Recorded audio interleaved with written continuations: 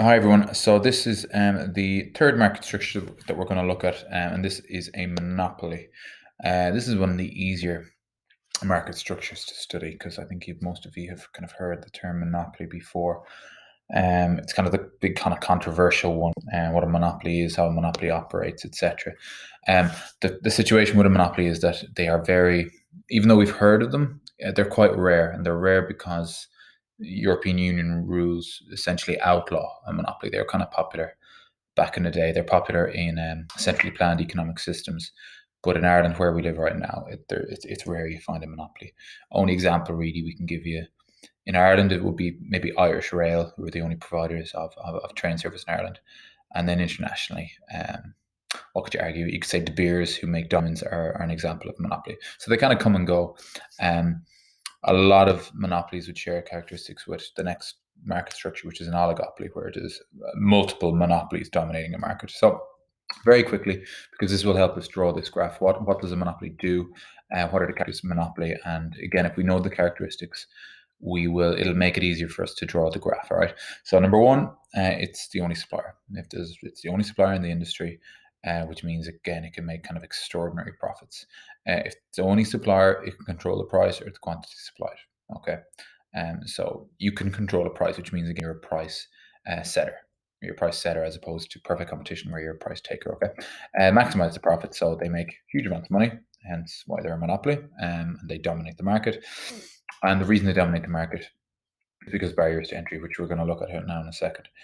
Either it's just too expensive to compete, like you can't exactly build a railway system and build trains and compete with Irish Rail, or there might be a company that controls the raw resources and materials, such as De Beers diamonds. So there's no one who can enter and try and compete against these companies, which obviously has repercussions then for the industry and has repercussions for the company themselves when it comes to profits. All right. So really quickly, what are the barriers to entry that stop competition entering the market? Number one, it could be a statutory monopoly by law. It could just be, again, depending on your economic system, by law there might be the only one provider. You may own a patent or copyright, which means that no one can compete because you own the idea, you own the invention. You may own the raw materials, you may own the mine. Um, so what can you do if you own the raw materials? There's nothing else you can do. Just companies can get too big. So if companies got really, really, really big, such as maybe like Walmart in the United States, which would be a huge supermarket in the United States, they kind of have an oligopoly, but they're big enough to dominate the market. So they'll just get really big. Really big means you can bring in economies of scale, and no one can compete if you've high economies of scale. There can be situations in monopolies where they're there because again they share things with other competitors maybe in different countries, and they just agree to carve up a market. So one company says, I'll take Ireland, you take England, I'll take France, you take Germany, whatever the case may be. So there's collusion. A lot of mergers and takeovers. Again, a lot of these companies get big because they just buy their nearest competitor. And there's been millions of examples of that where, how's the easiest way to take out your competitor? Just buy them. And Microsoft, which is a monopoly back in the 80s and 90s, were famous for doing that. They just bought everyone so no one could compete with them.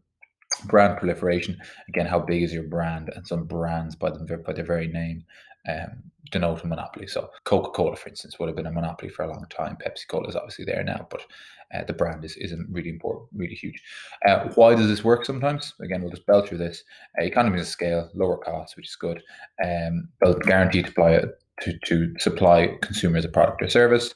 Monopolies are massive, which means there's huge amounts of employment, huge amounts of people who work for them.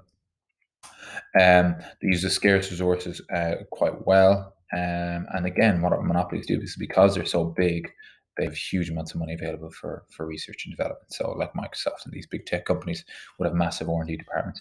Why are they bad? Well, they're bad for obvious reasons. Exploitation of consumers, inefficient use of scarce resources. They produce fewer goods at a higher price. So again, because they can kind of set their own price, they'll generally set the price high to maximize their profits, which isn't good for us as competitors. And then the last one is, so again, depending on the market structure, like a company like Microsoft would be very innovative, whereas you take a monopoly that exists maybe in Russia. So again, Russia, state-owned company, Gazprom, like they're not going to innovate because they just couldn't be bothered because they just dominate the market. So there can be innovation depending on the industry you're in. There can sometimes also be zero innovation depending on the company you're in. So based upon that, let us draw a graph. Click, click, click, click, click, and let's go in here. So how do you draw a monopoly? The great thing about a monopoly is if you know the other market structures, it's actually the exact same as a short run imperfect competition. Yeah, so short run imperfect competition. So to draw this, I'm not going to draw it in green because that is ridiculous. So again, what are we doing here? This is what I want to do. Shapes, X and Y axis. So pencil, pencil, pencil, pencil, pencil, pencil at all times. I think I've mentioned that about 1,000,001 times. Pencil, pencil, pencil, and go over everything then with a highlighter pen or with a green pen or a blue pen or whatever the case may be. Have pens. So let's go through this. We have the X and Y axis. So this axis being the P for price and this axis being Q for quantity. So let's draw.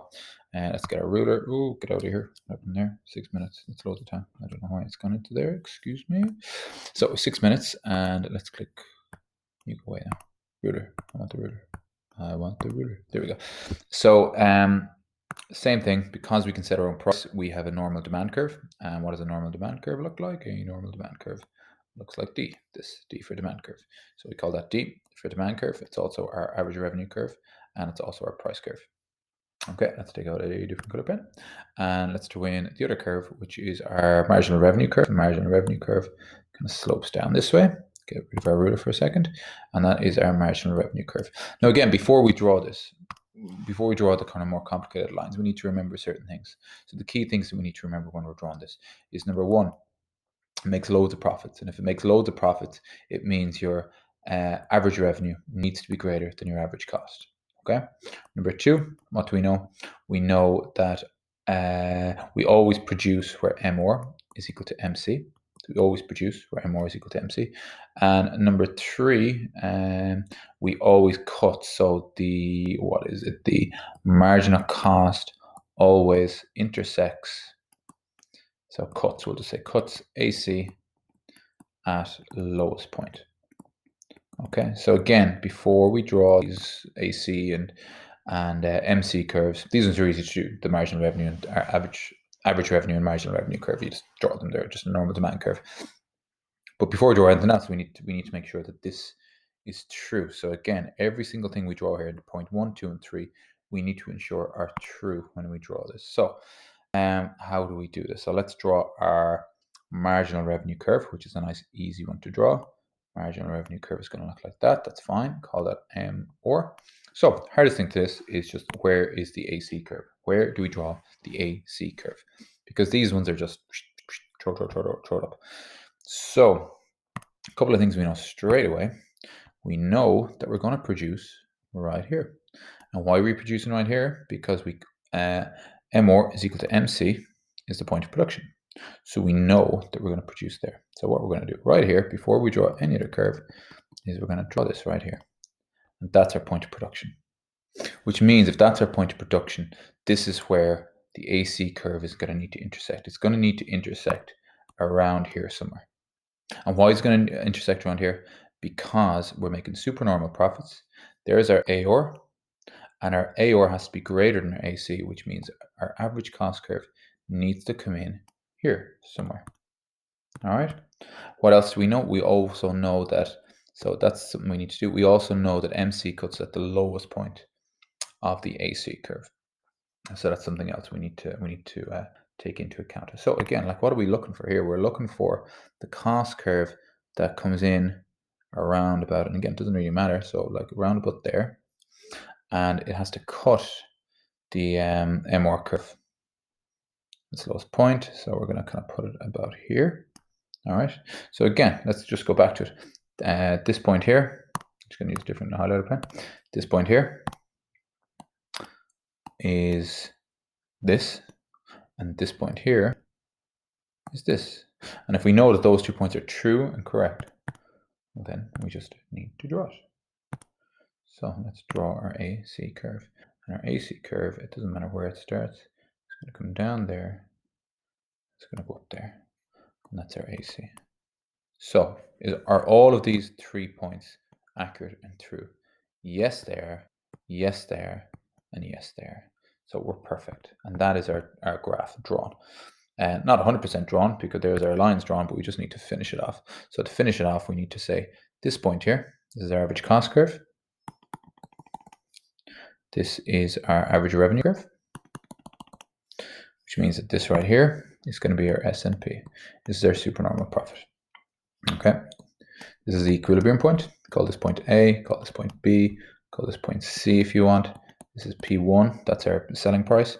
So how do we finish this off? Go away. We have to finish this off with the SPECS thing. So SPECS, like we did in the previous ones. And we need to state this. Anytime we're drawing this, we need to state this. So what does S mean? Supernormal profit, SNP, is being made. Why? Because AR is greater than AC. P stands for price and quantity. We're selling at P1, producing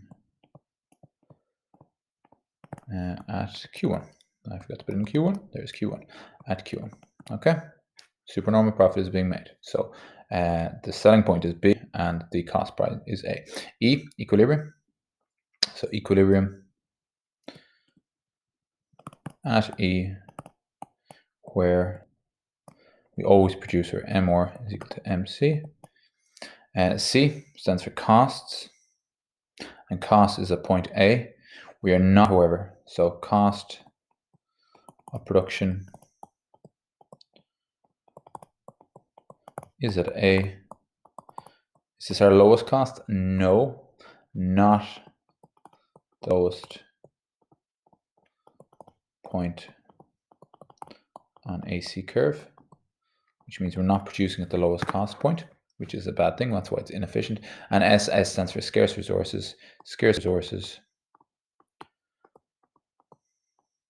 not being used efficiently. Why are they not being used efficiently? Because of this. We are not producing there. We're not producing at the lowest point of our AC curve. So that is Monopoly. It's only one. It's only the long run. So again, we should put it up here. It's only the long run because there's no short run and long run in Monopoly. If you have Monopoly, you have Monopoly. You just control and you dominate the market. And that is it, I think. I think that looks all right. Shine, we'll do oligopoly in the next one. Cheers.